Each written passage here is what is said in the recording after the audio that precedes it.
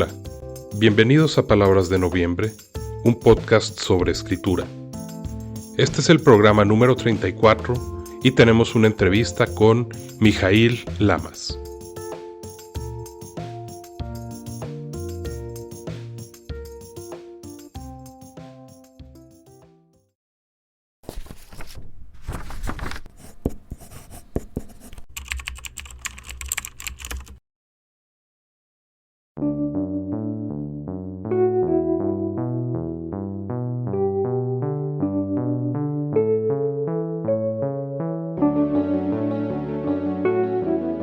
El entrevistado de hoy es Mijaíl Lamas. Mijaíl es un poeta premiado, crítico, traductor y editor mexicano. Nació en Culiacán, Sinaloa, al noroeste de la República Mexicana. Estudió la licenciatura de Lengua y Literatura Hispanas en la Universidad Autónoma de Sinaloa y la maestría en Artes en Escritura Creativa en la Universidad de Texas en El Paso. Justamente conocí a Mijaíl en esta universidad norteamericana. Mijaíl ha publicado sus poemas en las antologías Los Límites Acordados, 8 poetas jóvenes sinaloenses en el año 2000, 1979, Antología Poética del Ayuntamiento de Culiacán, de 2006, La Luz que va dando nombre, de 2007, El Vértigo de los Aires, Poesía Latinoamericana de 1974 a 1985, de la Asociación de Escritores de México, publicado en 2007, Poems of Mijaíl Lamas, Mario Bojorquez and Ali Calderón, publicado en 2017 en Estados Unidos, y sus libros propios, Contraverano, de 2007, Cuaderno de Tyler Durden, seguido de Fundación de la Casa, de 2008, Un recuento parcial de los incendios, selección de poemas, de 2009, Trevas, Canción del Navegante de sí mismo, de 2013, y El Canto y la Piedra, de 2017. También ha colaborado con revistas literarias como la Revista de la Biblioteca de México, Este País, Laberinto, la Gaceta del Fondo de Cultura Económica, Literal, Lubina, Nexos, Pliego 16 y Tierra Adentro. Es coeditor de la revista electrónica Círculo de Poesía. Ha traducido poemas de Luis Vaz de Camoes, Cesario Verde, José Reggio y Mario de Sá Carneiro, así como prosa de Carlos Drummond de Andrade, así como la antología de poetas portuguesas, Lo diría mejor el tiempo, un siglo de poetas portuguesas. También ha coeditado y coordinado las antologías Solo una vez aquí en la Tierra, 52 poetas del mundo, editado en 2014, y La espina en la flor, en 2016, editado en Rumania. Obtuvo el accésit del concurso de poesía Ciudad de Zaragoza en 2011 con El Canto y la Piedra, y el premio de poesía Clemencia Isaura del Carnaval Internacional de Mazatlán en 2012 con Canción del Navegante por sí mismo. Sus poemas han sido publicados en Australia, Estados Unidos, Italia, Rumania y Macedonia.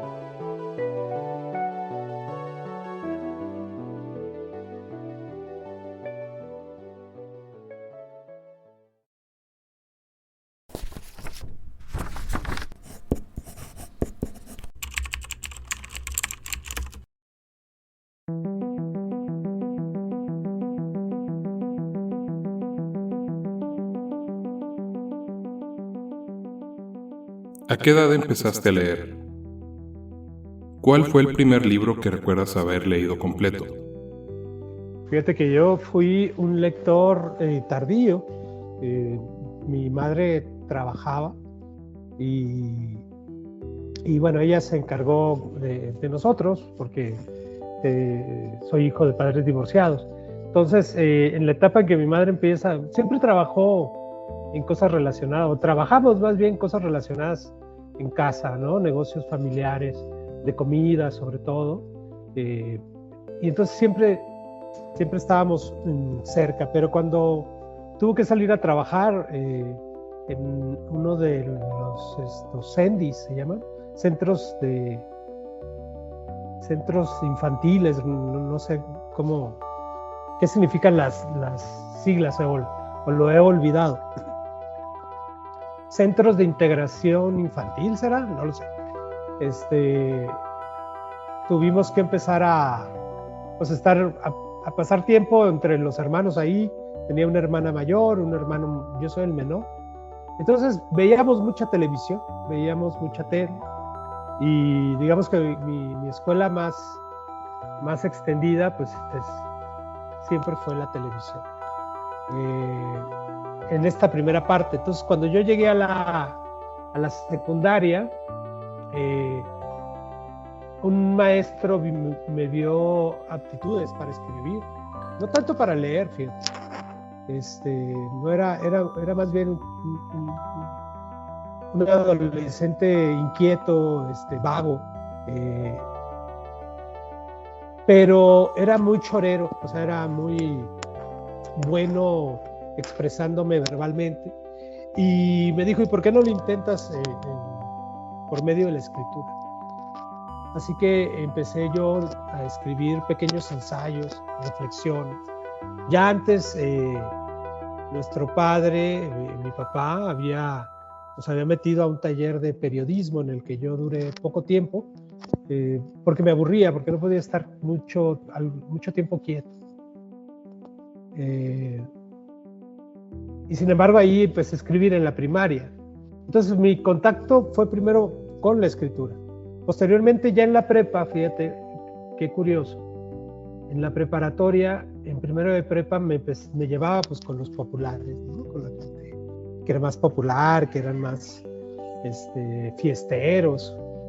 Y para cuando ya estaba yo en segundo de prepa, a todos mis amigos más cercanos ya los habían corrido. Entonces me tuve que buscar nuevos amigos. Entonces a mí me gustaba una muchacha que era amiga de unos tipos muy raros, unos tipos que recitaban poemas, ¿no? Y recitaban, decían de memoria fragmentos de libros que yo no conocía. Entonces mi estrategia fue hacerme amigo de estos chavos, ¿no? Y bueno, finalmente la muchacha no me hizo caso, pero me hice amigo de estos que realmente eran muy malos para la escuela. O sea, tenían muy malas calificaciones, pero leían un montón. Entonces leían literatura.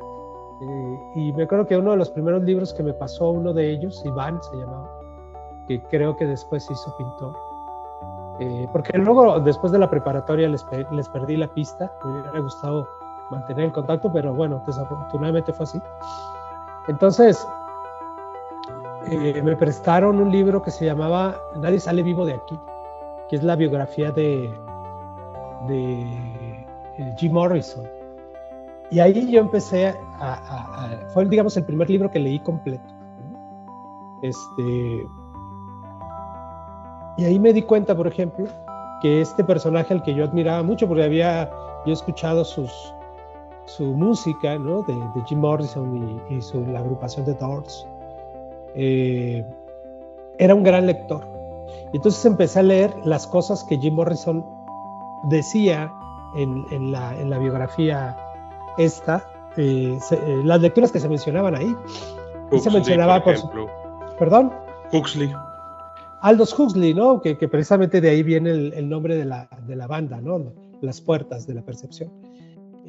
Pero fíjate que había otras que eran más cercanas y más queridas por el mismo Jim Morrison, que era Arthur Rimbaud, el poeta francés, este poeta niño que muy joven abandona la literatura para irse a trabajar de explorador y que muere posteriormente muy joven, ¿no? Este escritor con una vida muy rebelde, con una ambigüedad sexual bastante remarcada para su tiempo, que fue amante de Paul Verlaine, pero también William Blake, por ejemplo, también Charles Baudelaire, y sobre todo todos los poetas simbolistas franceses, ¿no? Que el mismo Paul Verlaine antologaría en un libro que se llama Los poetas malditos. De ahí este epíteto que luego se les da a muchos poetas, ¿no? Y que en realidad no son necesariamente poetas malditos desde la perspectiva que Paul Verlaine imaginaba que era un poeta maldito. Sí, poetas marginales, poetas lejos del gusto de la convención burguesa, ¿no? Que mucho de lo que significaba ser un poeta maldito no tenía que ver necesariamente con una vida de excesos, sí tenía que ver con la marginalidad, sí tenía que ver con vivir un poco a la orilla del gusto, pero no de la convención social, sino del gusto burgués, ¿no? Porque Baudelaire era un burgués, pero desafiaba todo el tiempo e incomodaba la convención del arte burgués, ¿no? Tiene que ver más con una posición estética que una posición social. Y ahí empecé a leer con estos, y posteriormente, en unas vacaciones, recuerdo que el otro amigo de los que nos juntábamos me prestó 100 años de soledad. Y cuando yo leí 100 años de soledad, que me tardé bastante, porque era un lector muy inepto en ese entonces, no era un lector, ¿cómo decirlo?, especializado, tardé muchísimo. Entonces me acuerdo, el árbol genealógico de los Buendía, porque no entendía, ¿no? Se me hacían bola los aurelianos y los José Aurelianos y los Aurelianos, ¿no? Pero cuando terminé de leer la novela, me di cuenta que lo que yo quería era leer literatura. No me interesaba leer otra cosa más en mi vida, no me interesaba las matemáticas, no me interesaba la biología, la química, me interesaba poco la historia, pero sí la filosofía, ¿no? Por ejemplo, empecé a leer a Friedrich Nietzsche porque se menciona en las lecturas de Jim Morrison. Pero también empecé a leer mucha literatura de rock. Había una revista que se llamaba La Mosca, que empecé a leer de forma ardua. Tuve casi todos los números y recuerdo que se interrumpía, dejaba de salir 1 año, 2 años, y la volvían a publicar, y fui consiguiendo estos. Y ahí también había muchos autores que hablaban de literatura. Muchos de los críticos de música, que eran bastante cultos, recuerdo, que hacían reseñas, siempre que hablaban de un disco, hablaban o ponían algún ejemplo literario, ¿no? Y además me llamaba mucho la atención que en la revista decía, revista menstrual, decía, ¿no? O sea, es que tenía es un poco, tal vez ahora un poco ofensivo en muchos sentidos, o políticamente no incorrecto en el sentido que lo puede ser alguien que intenta ser irreverente, sino más bien, bueno, en fin, querían ser graciosos. No sé si resulte a estas alturas del partido gracioso, pero decía una cosa que sí me parece y que mantiene un poco el humor, que era: en esta revista no escribe Carlos Monsiváis. Y yo no sabía quién era Carlos Monsiváis, pero siempre me llamó la atención que dijera porque Carlos Monsiváis escribía en todas las revistas, en las revistas culturales y contraculturales. Y entonces ellos se jactaban de que en esta revista no escribía Carlos Monsiváis. Pero, ¿sabes? Escribían algunos de los músicos de Botellita Jerez, por ejemplo. Armando Vega Gil, que se suicidó hace algunos años, escribía ahí, ¿no? Tenía una especie de heterónimo que se llamaba Armiados Hueva Vil, algo así. Pues bueno, esas eran algunas de las lecturas con las que yo empecé, y fui derivando hacia otros horizontes de lectura. Había una caricatura que ellos ponían, que se llamaba Buba, que era como una monita de arqueta con flequillo, que hablaba sobre Nietzsche, sobre Borges, sobre Cortázar, sobre Jean-Paul Sartre, ¿no? Y entonces todos esos nombres se me fueron grabando. Entonces yo los iba, posteriormente los iba viendo en las librerías de la ciudad, que eran muy pocas, o en los puestos de revista. Y recuerdo que había 2 puestos de revistas en Culiacán, yo soy de Culiacán, que eran importantes. El puesto de revistas, uno de los puestos de revistas de la central camionera vieja, que ya no existe. Y ahí yo recuerdo haber comprado El Anticristo, Así hablaba Zaratustra, en Editores Mexicanos Unidos, pero también otros libros, ¿no? El Declamador sin Maestro, ese tipo de libros. Y un puesto de revistas de un señor que se llama Cayetano, que todavía debe tener por ahí, espero que todavía tenga su puesto de periódicos, ¿no? Que era un lugar importantísimo porque llegaba La Jornada y todos los, ¿cómo se llaman? Suplementos culturales, ¿no? La Jornada semanal, por ejemplo, que antes pues era un suplemento con mucho más, digamos, importancia, ¿no? Que hoy en día, que la verdad es que no sé si lo siguen publicando, pero sin duda los suplementos de los periódicos, que ya ahora casi nadie lee de forma física, pues eran fundamentales para quienes queríamos enterarnos de qué estaba pasando en la cultura, sobre todo viviendo en estados periféricos, ¿no? Como yo viviendo en Culiacán, que me quería enterar de qué estaba pasando en el mundo, en la Ciudad de México, pues leía estos suplementos.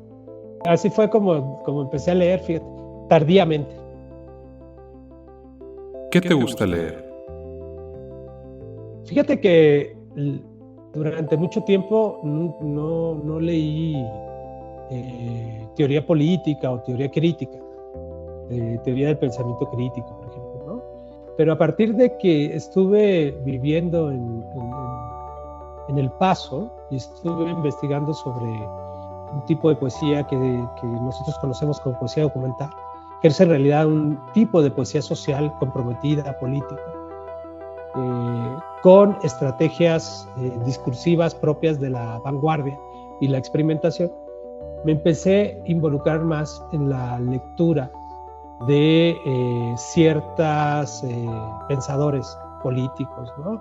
Sobre todo Walter Benjamin, que es un filósofo, escritor, pensador alemán, cuya vertiente de pensamiento es místico marxista, ¿no? Lo cual es muy raro porque Marx nunca lo hubiera, digamos, no es que no lo hubiera permitido, sino que hubiera dicho, a ver cómo está esto, ¿no? Y dentro de los estudiosos de Walter Benjamin hay otro marxista muy importante latinoamericano, 2 más bien, uno que se llama Bolívar Echeverría, que es un pensador extraordinario que tiene estudios sobre la modernidad que son fundamentales para entender cómo se ha desarrollado la historia hasta nuestros días. Y otro que se llama Michel Lowy. Y los 2 son benjaminianos de alguna manera, ¿no? Son marxistas, por supuesto, benjaminianos. Y entonces, pues me ha dado por ahí, por leer estos pensadores, filósofos que piensan la realidad, la historia, el devenir histórico, el capitalismo también, para tratar de modificar esta forma de vida que tenemos, ¿no? Esta especie de infierno en el que vivimos, este infierno de la crisis de la modernidad en el que estamos ahora mismo atrapados, ¿no? Entonces, creo que bueno, por ahí he intercalado entre mis lecturas de poesía portuguesa, sobre todo, que estoy ahorita terminando de traducir un libro de María Teresa Horta, que es una de las poetas portuguesas vivas más importantes que hay en la actualidad, intercalando este tipo de lecturas, ¿no? Deleuze y Guattari, por ejemplo, también. Nunca había leído con atención a Foucault, por ejemplo, y en los últimos años pues he estado ahí intentando entenderlo. En fin, lecturas que van de alguna manera complementando mi pensamiento artístico, pero también mi pensamiento sobre la sociedad, ¿no? La sociedad como la sociedad en la que vivimos, la humanidad, el pensamiento no sé cómo de repente pudimos llegar o estamos en esta especie de callejón sin salida, o que parece un callejón sin salida, que es pues la debacle ecológica y la debacle social, ¿no? Los advenimientos los advenimientos de las ultraderechas, por ejemplo, en el mundo, ¿no? Pensar que ahora mismo el país, o el que fuera el país más poderoso del mundo, que es Estados Unidos, donde actualmente te encuentras viviendo, pues van a gobernar, por segunda vez va a gobernar Trump, pero esta vez hay al lado de él una serie de personajes que son abiertamente racistas, discriminadores, apologistas de la guerra, del exterminio de personas, ¿no? Y que están financiando todas las guerras en el mundo, y lo peor del todo es que están financiando genocidio, ¿no? Y que están bastante orgullosos de hacerlo. Bueno, en fin, todo eso es, digamos que ahorita me ocupa bastante de mi tiempo y de mis lecturas, ¿no? Intercaladas, te digo, con las lecturas propias de mi oficio y de mi trabajo, lectura de autores de poesía y sobre todo de autores portugueses y brasileños. Pero no, o sea, tú puedes pensar que el sistema democrático de Estados Unidos, que es bastante defectuoso además, que siempre fue o que siempre ha querido venderse como una especie de baluarte, de ejemplo para las demás sociedades, pues en realidad es la historia de la barbarie, ¿no? Pensemos que Estados Unidos está construido a partir de la mano de obra esclava, ¿no? Entonces, el gran poderío económico de Estados Unidos, o sea, su gran acumulación de capital, es producto de la mano de obra gratuita que tenían a partir del uso de esclavos, ¿no? Entonces, pues no hay honor en eso. Y cada uno de sus estrategias, y por más de un siglo, por más de siglo y medio, pues son las estrategias del imperialismo, ¿no? Y este fenómeno de la extrema derecha que ahora se deja ver mucho más visible, es en realidad el resultado de la construcción de un sistema de cosas que en este momento, creo yo, se encuentra en decadencia. El problema que es una decadencia que nos arrastra junto con ellos, ¿no? Entonces, la decadencia del imperio norteamericano pues va a traer muchas cosas terribles, ¿no? Como las que está proponiendo el mismo actual presidente, ¿no? Entonces, estar atentos, ¿no? Estar atentos para ver de qué manera nos podemos organizar para resistir los embates de estas políticas realmente onerosas por ejemplo, para comunidades como la de mexicanos viviendo en Estados Unidos. Que se cambiaron y ahora votaron a favor de ello. No tienen claro lo que les está pasando, lo que ellos mismos están atrayendo. Lo que pasa es que era muy difícil ante el discurso ambiguo de los demócratas, que también es un partido de derecha, que también es un partido imperialista y que también es un partido que ha abonado a la decadencia del imperio, ¿no? Ante esa ambigüedad discursiva de los demócratas, que iban de progresistas cuando en realidad no son progresistas, ante este discurso abiertamente sincero de Trump, ¿no? Pues la gente dijo, bueno, no queremos que nos engañen, vamos con quien está hablando de forma clara, ¿no? Y Trump gana no por ser bueno, sino por ser claro, ¿no? Y ante la ambigüedad hipócrita de los demócratas, pues la barbarie desnuda las propuestas de Trump, ¿no? Mi papá decía, para México le convienen más, usualmente decía, los republicanos, porque con los republicanos sabes a qué te atienes. Con los demócratas no sabes qué va a pasar. Exacto. Sí, son profundamente, o sea, Joe Biden siempre ha sido una persona profundamente racista, y profundamente bélico en sus políticas, ¿no? Si uno sigue la trayectoria de Biden, no es mejor que Trump, ¿no? Sin embargo, hay un lavado de cara que se hacen los demócratas por ser aparentemente progresistas, ¿no? Pero realmente tienen 2, 3 políticos progresistas, ¿no? Con esta chica Ocasio, ¿no? Que se supone progresista, o Bernie Sanders, ¿no? Que al inicio de la guerra, del exterminio del Estado israelí contra los palestinos, no tenía definido su posición, ¿no? Y bueno, ahora parece ser que ya está convencido de que efectivamente el Estado de Israel, el ente sionista, pues sí, efectivamente está cometiendo un genocidio, pero digamos que le costó trabajo admitirlo, ¿no? Y en fin, piensa que nos tocó vivir cosas muy históricas, ¿no?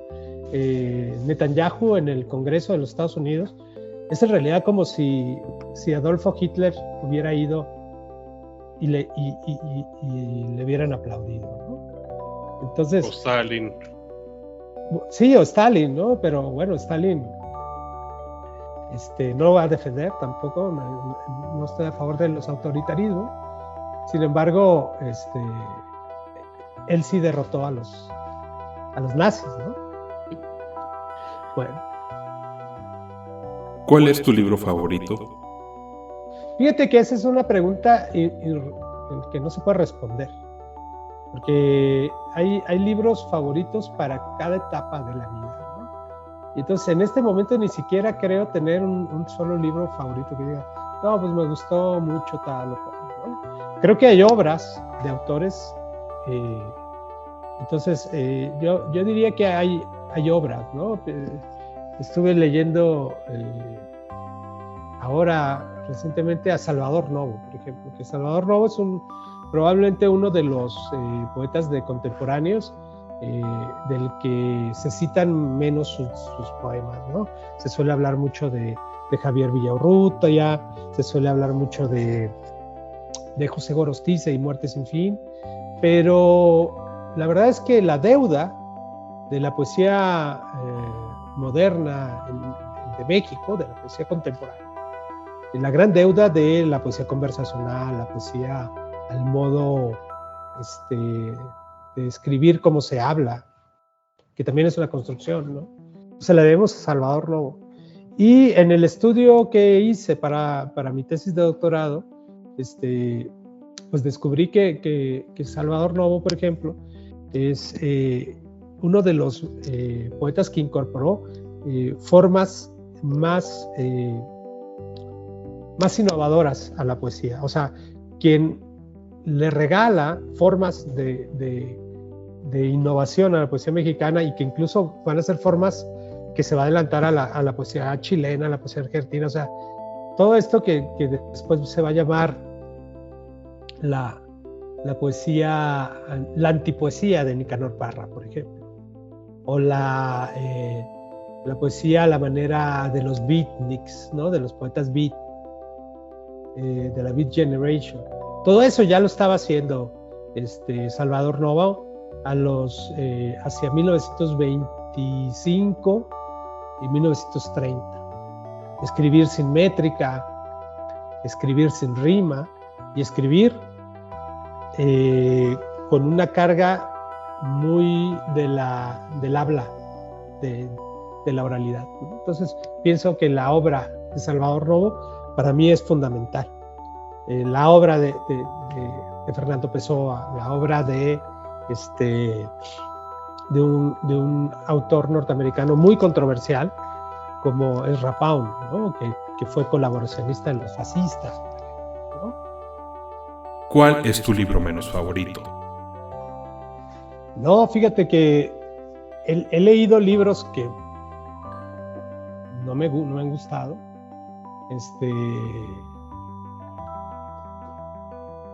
Pero no, creo que no o sea, no creo que algún libro que no me haya gustado merezca la mención como mi libro menos favorito. Más bien son libros que ni siquiera terminé o que no me gustaron, ¿no? Pero que no sé, que no valdría la pena siquiera mencionar. Y que para ser sincero ni siquiera me acuerdo, pues, ¿no? ¿Por qué es importante leer? Creo que es importante para mí leer. No creo que sea importante no creo que sea una cosa que yo piense que se debe imponer a las personas, ¿no? O sea, mi visión de lo que es la literatura es mía y la comparto con personas que están cerca de mí. Sin embargo, no se la quiero imponer a nadie más. ¿Qué es para ti un buen libro? Para mí un buen libro es el que tiene el que dialoga conmigo, el que abre espacios de conversación. Bueno, estoy leyendo ahorita Crónica de la Lumbre del narrador sinaloense Genei Beltrán, que es una novela que está hecha a partir de varias historias que se empiezan a digamos, embrincar, que se empiezan a entretejer, que se empiezan a tocar tangencialmente o que algunas historias se empiezan a tocar. Ese es un recurso que me parece interesante, pero también que el narrador, por ejemplo, no sea un narrador cuya construcción del habla sea neutra, sino que más bien es un narrador que habla como sinaloense, por ejemplo.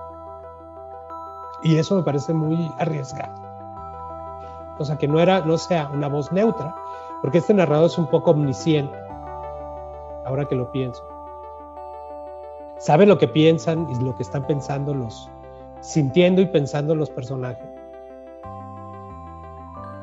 Pero lo piensa desde el habla, desde una forma de habla sinaloense. Eso me parece arriesgado, me parece una apuesta interesante. Y otra cosa que me gusta de la novela es que es un estudio muy fino de cierta construcción de las masculinidades, de las masculinidades de ciertas clases sociales del noroeste del país y en especial de Sinaloa. Y eso me parece interesante, ¿no? ¿Cuáles son las cosas que frustran a estos personajes masculinos, sus miedos, cómo gestionan sus emociones, sus afectos, cómo se sienten ridículos y cómo de repente se sienten faltos de admiración, ¿no? Y todo esto tiene que ver cómo construyen su propia masculinidad, ¿no? Y cómo pues también son muy frágiles, ¿no? Entonces me gusta cómo construye en este libro Genei Beltrán todos esos aspectos, ¿no? De lo que significa ser hombre, ¿no? En un contexto como el norte del país, ¿no? ¿Por qué quisiste ser escritor? Es que yo no quería ser escritor, yo quería ser lector. Pero un día, te digo que empecé a escribir en la secundaria, porque sabía que era una manera de expresarme. Digamos que siempre fui alguien como con muchas ganas de expresarse, ¿no? Pero en realidad me interesaba la literatura como una forma de sentir cosas, ¿no? De meterme en la vida, en la cabeza de otras personas. Y cuando estuve en la prepa, estuve en una banda de rock, y entonces escribíamos letras, ¿no? Y entonces empecé a escribir cosas que no quería que fueran letras. y dije, bueno, esto se parece a la poesía, ¿no? A lo que dicen que es la poesía. Y después empecé a leer poetas, ¿no? Empecé a leer a Juan Ramón Jiménez, empecé a leer a Federico García Lorca, que fue muy importante para mí. Mucho a Federico García Lorca. Y entonces, por ahí, lo que quería yo era, pues, imitar a Lorca. No sabía lo que eran las formas poéticas que él manejaba, como sobre todo el romance, ¿no? El octasílabo. Después me iba a enterar que la manera en que él escribía era la forma en que estaban escritos los corridos. Entonces, por ahí me vino la intención de empezar a escribir y me metí a un taller de poesía en Sinaloa con el poeta Jesús Ramón Ibarra.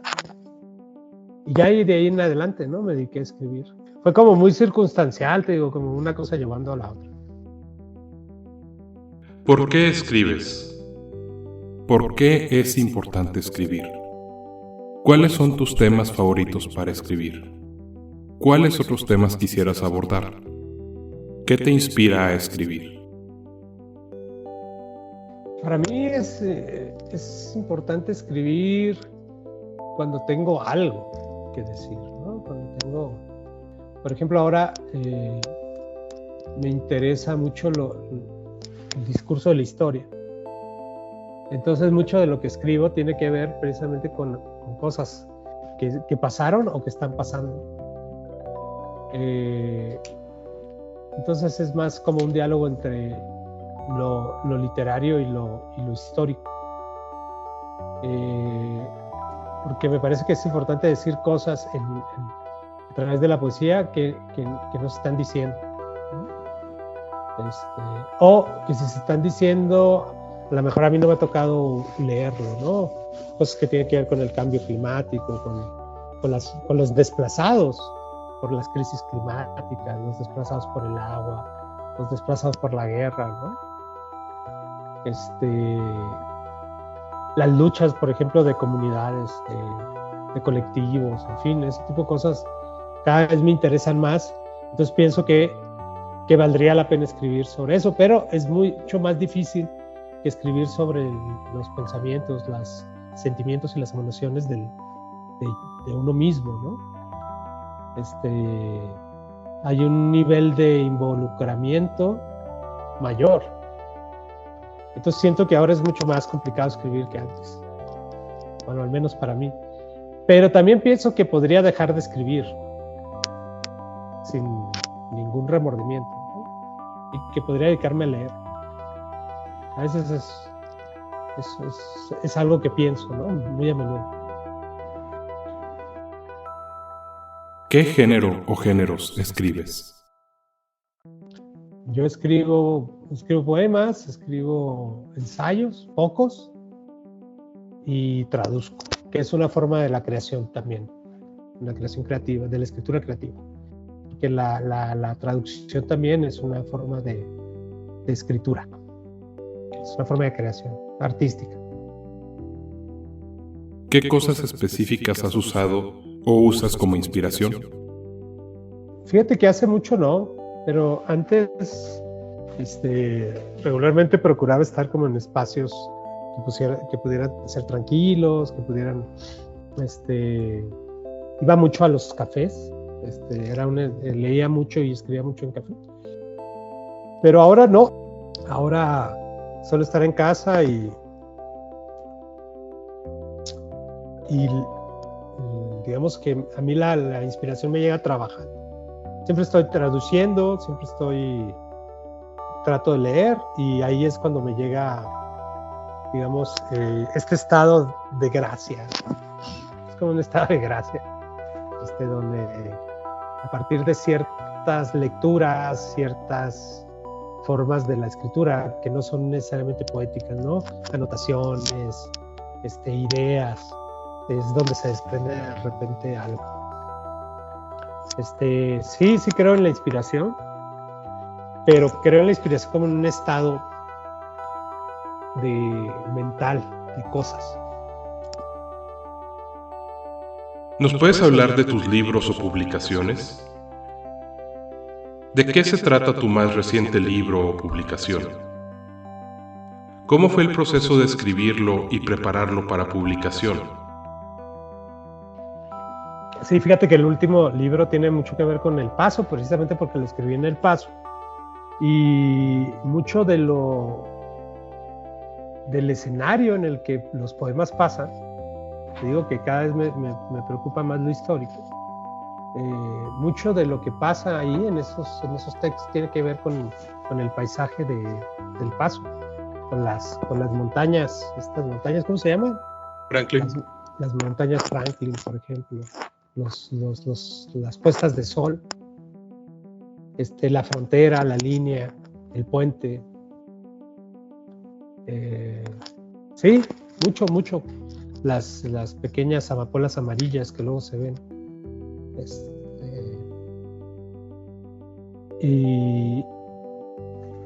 Y cómo este estado de cosas que tiene la frontera, ¿no? Entre estar de un lado, estar del otro, o estar en medio, ¿no? Estar atravesado por dos idiomas, por dos culturas, ¿no? Creo que el libro demuestra mucho que tiene todo eso. Y además como un lenguaje propio también del Paso. Y actualmente pues estoy escribiendo otras cosas, ¿no? Que tienen que ver con lo que está pasando por acá. ¿Cómo ha sido tu experiencia al publicar? Mi primer libro, por ejemplo, pues salió, fue dictaminado por un cuerpo colegiado ahí, por algún lector editorial que le dio el visto bueno y entonces salió. Mi segundo libro fue publicado, yo era becario de la Fundación para Letras Mexicanas, entonces la Fundación para Letras Mexicanas coeditó el libro con Ediciones Sin Nombre, de José María Espinaza, esa editorial, y ahí salió el segundo libro. Curiosamente, el primer libro que publiqué es el segundo que yo escribí, el tercero realmente, y el segundo libro que publiqué en realidad eran dos libros juntos, que eran mi primero y mi segundo libro que escribí. Entonces hay un desorden ahí. Salió primero, el tercer libro que escribí salió primero que los dos primeros libros que escribí. Entonces el orden está, digamos, invertido ahí. Y pues nada, la verdad es que ha sido relativamente sencillo. Los últimos 3 libros que he publicado se han publicado gracias a que obtuvieron ya sea premios o menciones en certámenes poéticos nacionales e internacionales, ¿no? Entonces, así es mucho más fácil publicar, ¿no? Cuando tu libro ha recibido algún reconocimiento, ya sea en un concurso o en algún tipo de selección, pues es mucho más sencillo publicar un libro, ¿no? Porque viene, digamos, avalado por el premio, por el reconocimiento. Y claro, mis últimos 3 libros han sido publicados de esta manera, ¿no? El libro que se llama Trevas recibió el premio del Carnaval de Mazatlán, los Juegos Florales del Clemens Isaura. Ese fue el tercer libro. El cuarto libro que publiqué salió con un accésit en un premio de la ciudad de Zaragoza, premio de poesía Ciudad de Zaragoza, y recibió el accésit, que es como una mención honorífica pero con dinero. Entonces le dieron ese reconocimiento.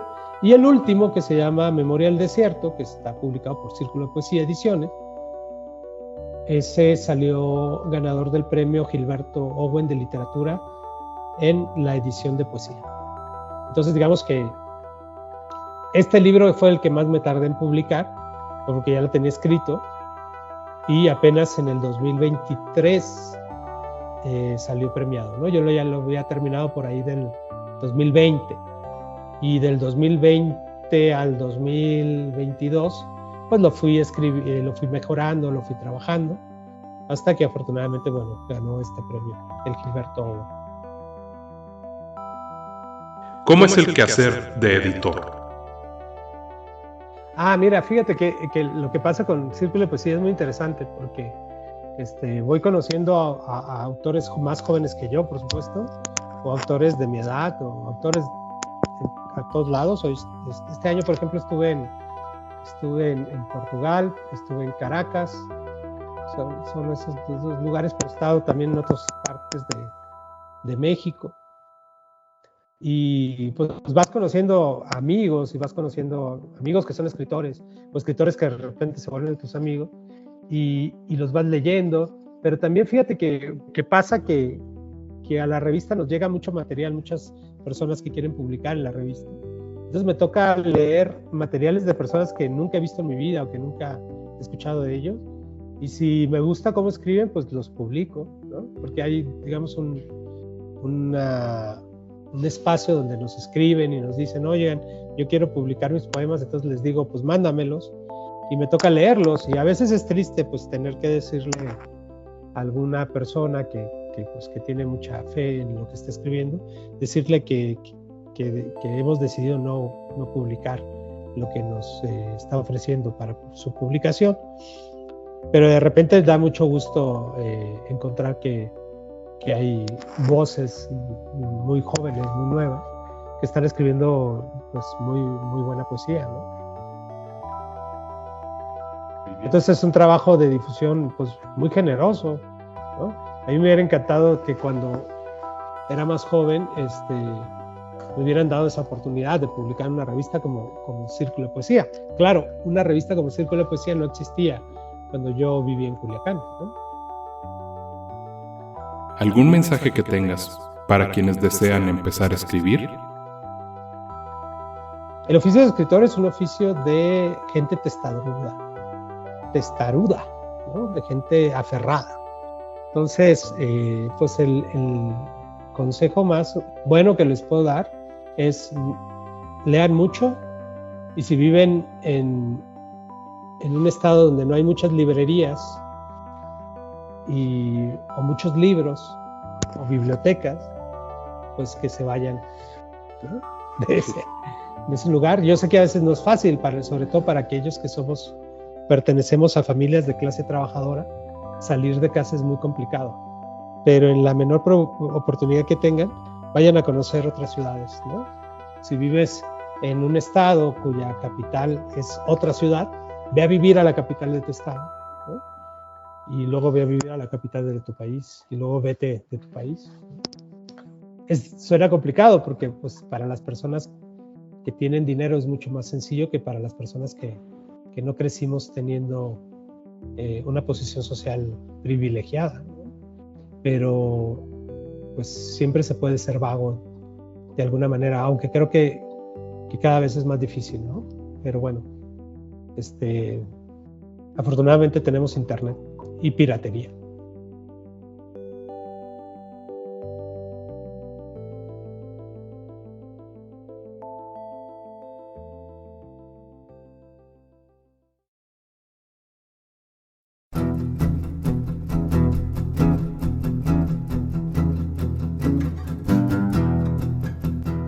Este podcast está disponible gracias a iVoox y está producido bajo la licencia Creative Commons BY-SA Atribución Compartir Igual 4.0 Internacional. Los temas musicales utilizados fueron obtenidos en Free Music Archive y son Creative Writing e Illustrated Novel de Chad Crouch, Readers Do You Read de Chris Zabriskie y Right Here, Right Now, de PC One. Gracias por escucharnos.